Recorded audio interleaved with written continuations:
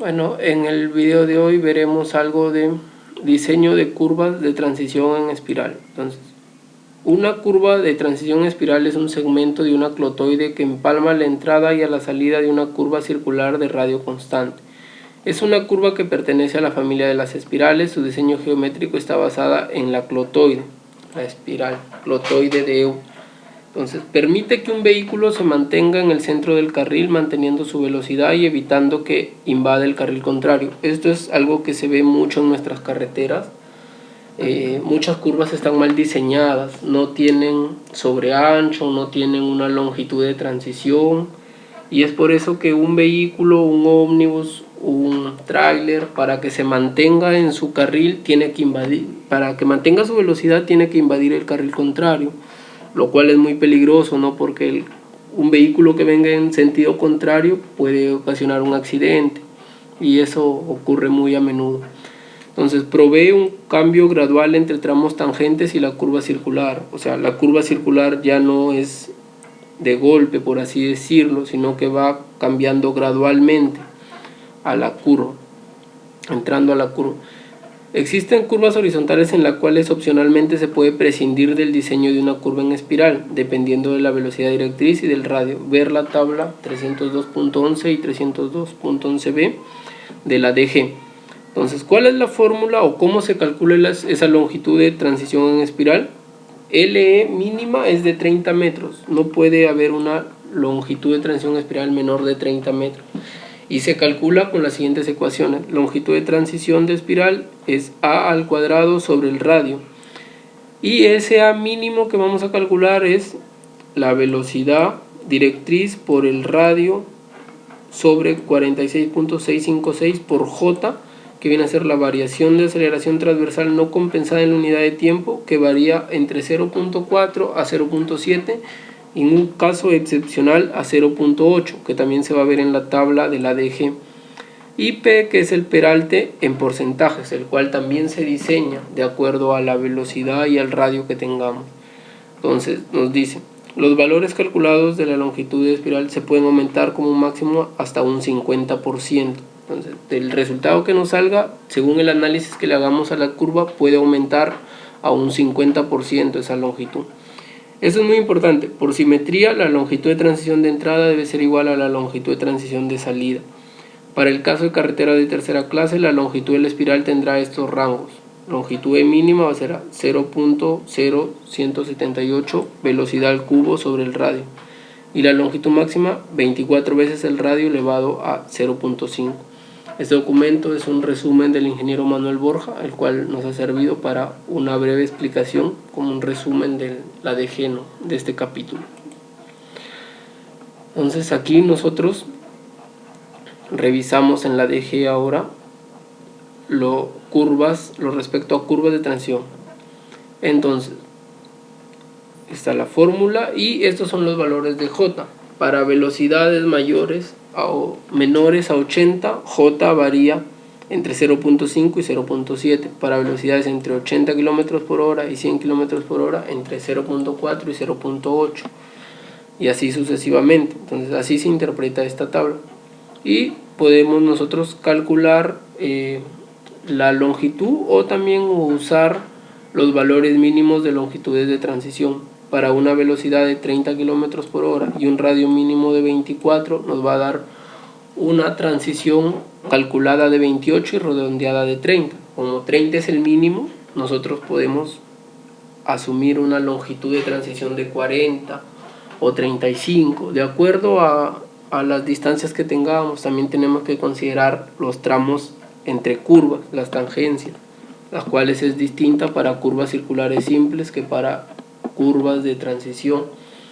Entonces nosotros en el civil vamos a ingresar un radio de 60 y una longitud de transición de 40 a modo de ver cómo se generan estos espirales en el programa, ¿no?, teniendo en cuenta que todo va respecto a un cálculo. Entonces ahora ingresamos al programa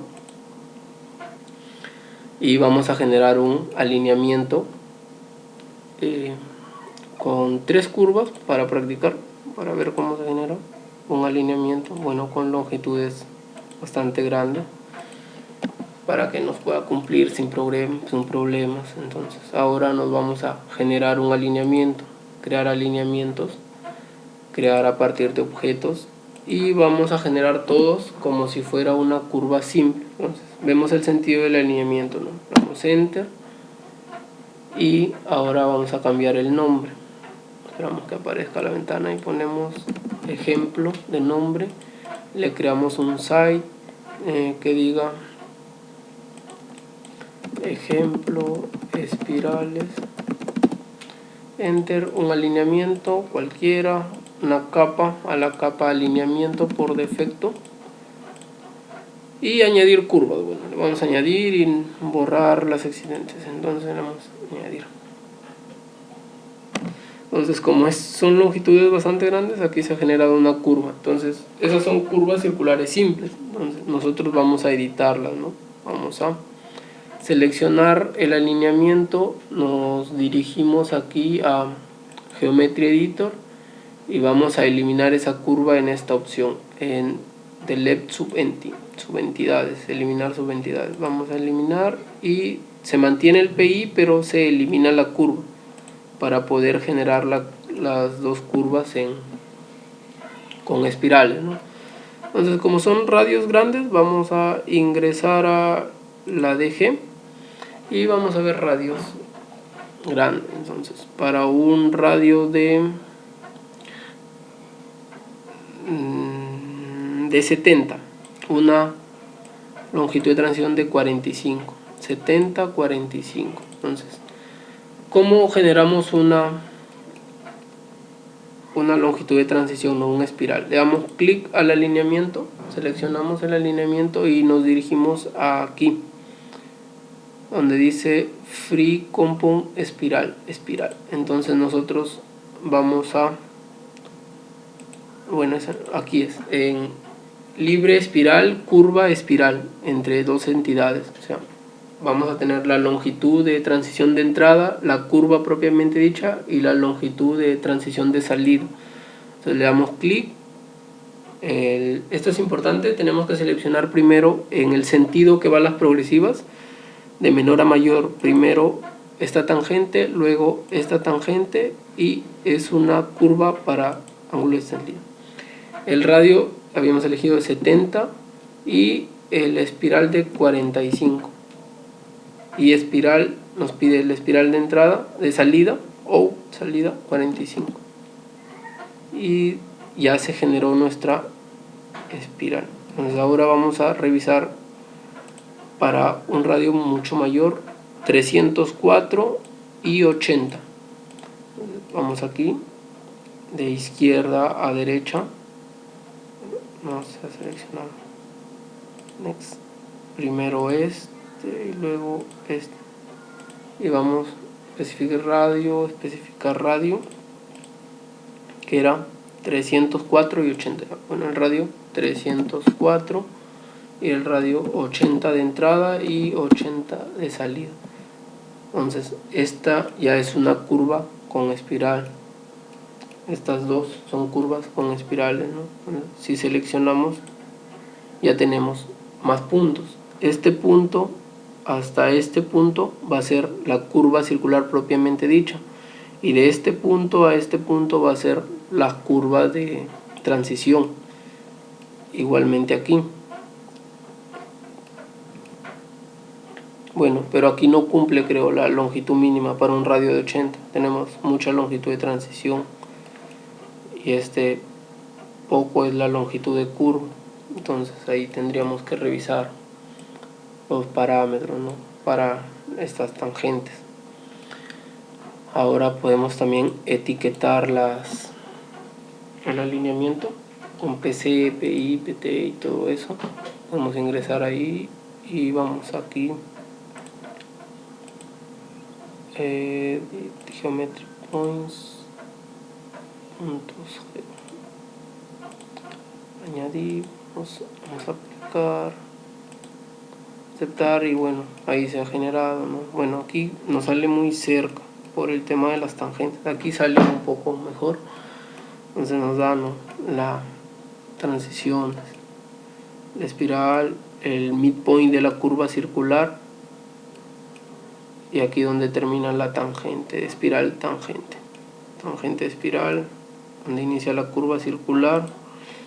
Entonces todo esto viene a ser nuestra longitud de transición. Si recordamos era 80 metros. Entonces si nosotros hacemos el cálculo de 1 kilómetro 795.34 más 80 metros nos va a dar 1875.34, lo cual cumple acorde a nuestra curva.